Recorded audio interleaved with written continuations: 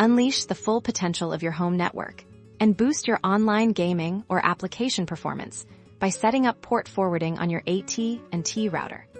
First, you'll need to access your AT&t Gateway's web interface, open a web browser on a device connected to your AT&t network, and type in your gateway's IP address in the address bar typically. This is 1,921,680,1,254 press.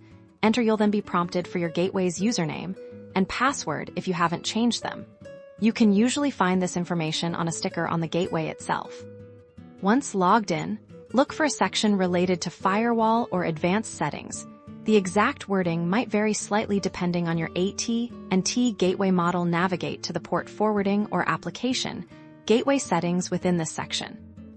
Now, you're ready to add a new rule. You'll typically see options to enter a service name, which you can label something descriptive like My Game Server. Then, you need to specify the external port and internal port.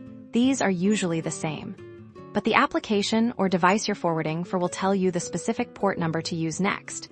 Select the protocol, which is most commonly TCP or UDP. Your application documentation will specify which one to choose. Or you might need to select both if it's not clear. Crucially, you'll need to enter the internal IP address of the device on your network, for which you are setting up port forwarding. Make sure this is the correct, static IP address assigned to that device.